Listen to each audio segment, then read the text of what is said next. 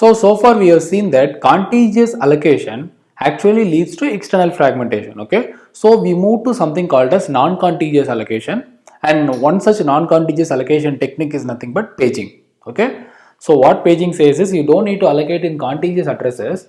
You simply place it in wherever gaps you have, which means you simply place in non-contiguous holes. Okay, that is what we mean by non-contiguous allocation. Now let's understand one advantage of contiguous allocation. Okay, so why are we speaking about contiguous allocation? Contiguous allocation obviously has a disadvantage of external fragmentation. Now let's see the advantage of contiguous allocation. Now why are we seeing that? In case if you understand the advantage of contiguous allocation, we will be able to understand the disadvantage of non-contiguous allocation. Okay, see, because of allocating in non-contiguous addresses, we are going to get a disadvantage. Okay, we'll see that. Now let's understand this diagram. We have a CPU and we have a RAM. Okay, we all know that RAM will have addresses starting from 0, right? Starting from 0. For example, in case if it is a 4 GB RAM, we will start from address 0, right? And then it will be keep on increasing.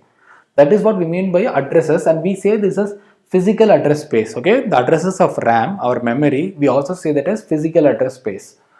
And every process we place over here will have addresses starting from 0. See, this is the address of RAM. Okay, whereas these are addresses of individual processes. For example, this is the address. These are the addresses of process P3 starting from 0, and we say that as logical address space of process P3. Okay, similarly process P6 address will also start from 0, and we say this is logical address space of process P6. Similarly, this is the logical address space of P4, and this is the logical address space of process P5. Now, how do we actually execute a process in contiguous allocation? This is definitely contiguous allocation, right? Which means all the processes are placed in contiguous addresses, right? Now, how do we actually execute a process? Which means how does the CPU actually execute a process? What CPU will do is CPU will have a register. Okay, it will have a lot of registers. Fine. One of the registers we also say that as base register.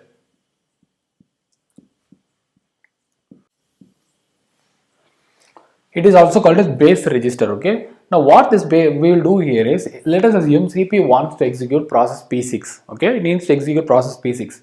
Now what process P6 will do is, now what our CPU will do is, in order to execute process P6, it will store the base address of process P6. What do you mean by base address?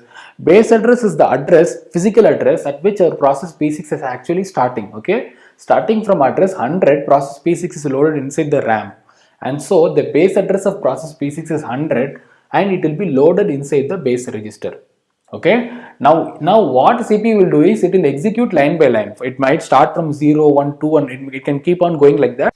Now how our CPU will actually execute process P6 is, CPU will always generate logical addresses. Okay, for example, first instruction it will always generate address 0. Okay, CPU will generate address 0, and this 0 will be added to 100, which is nothing but 100, and 100th instruction will be fetched.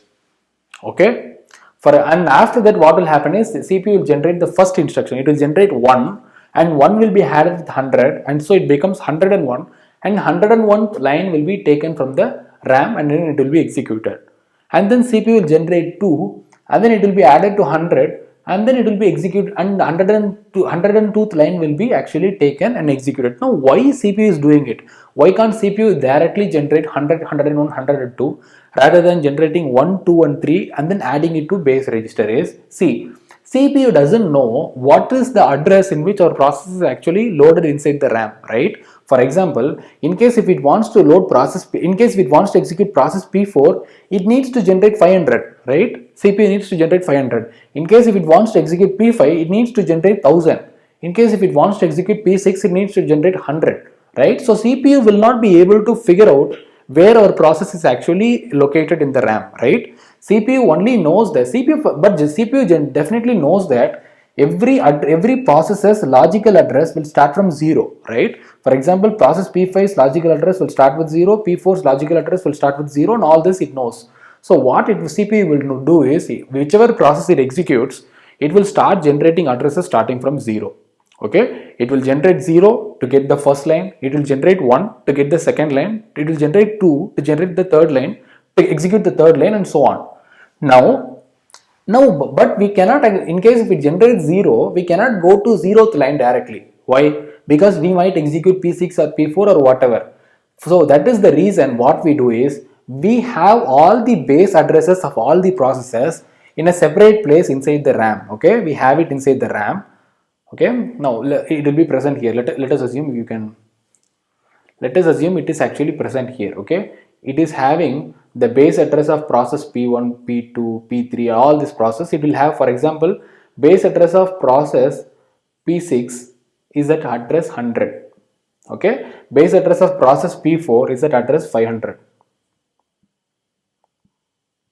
Okay, now whenever process CPU wants to execute a particular process, it will directly go to this location, and then it will actually find out what is the base address of a particular process. For example, if it wants to execute process P5, what CPU will do is it will go to this address, and then it will copy this into the register. Some CPU will have a lot of registers, right? In one of the registers, not base register, it will copy in some other register, and through in this register, what it will do is it will search the address of process. For example, if it wants to execute P5, it will search process P5, and then it will find out, okay, process P5 is actually loaded starting from address 1000, and so the base address of process P5 is 1000, and 1000 will be loaded inside the base register. Okay, now how you might ask me a question: if CPU doesn't know the address of base address of P5, P4 and all this, how will it know the address of this one? Okay, you might ask that question, right? See, this is always loaded in a fixed location.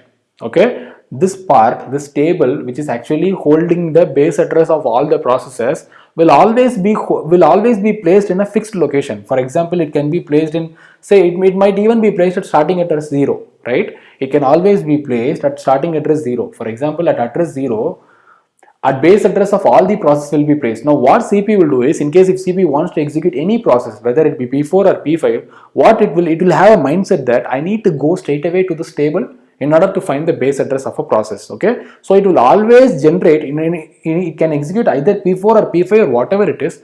It will always generate the address for this table.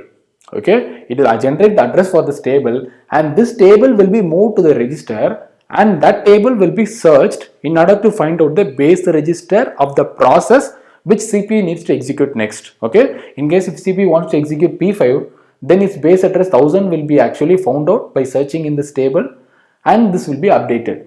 Okay, so CPU will always generate addresses 0, 1, 2, 3 and all this in order to execute a process. For example, if it wants to execute P4, it doesn't know where P4 is present. It doesn't know that P4 is present at address 500, and so it cannot generate 500 and execute it. So what it will do is, whether it executes P4 or P5 or whatever it is, it will start generating addresses from 0 followed by 1 followed by 2 followed by 3 and all this, okay, in order to get all the lines. But we need to actually go once CPU generates 0, if it wants to execute P4, we need to go to 500, right? For that reason, it will actually search the table and update the base register. Okay, so this is how CPU is actually executing. So what is actually happening is, CPU is actually executing processes using simple addition, right? Actually everything is done with the help of addition, right? CPU will have something called as ALU, arithmetic and logic unit, using which it performs addition.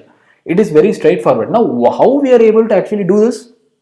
Because all the processes are placed in contiguous addresses, right? For example, in case if CPU wants to execute 4th line of process P6, what it will do is, it will have the base addresses 100 over here, and then it will add 4 and it will go to 104 and it will execute it, right? But in case if process P6 is present in non-contiguous allocations, for example, see this, process P6 is loaded here, half of process P6 is loaded here and half of process P6 is loaded here. Now it is starting from 0 to 3, fine. Now it is from 10 it is loaded here, okay, 11, 12, 13. See, all these are logical address space of process P6, okay, it is stored in non-contiguous allocation. Now think about, in case if process P6, in case if CPU wants to execute 12th line of process P6, now what will happen? In case if it loads it will have the base address is 100. Now in case if it adds 12 to this, 100 plus 12 is 112, and it will be somewhere over here, right? Somewhere over here, right? It will not be here. Actually it is supposed to be here, right? Why this happened? Because we are actually loading in non-contiguous addresses. So by actually introducing non-contiguous allocation, we are introducing a new disadvantage that CPU cannot execute processes by using simple addition. Okay, we need to do some other thing. So that is the disadvantage with non-contiguous allocation. Anyway, paging has come up with a solution for it. Okay.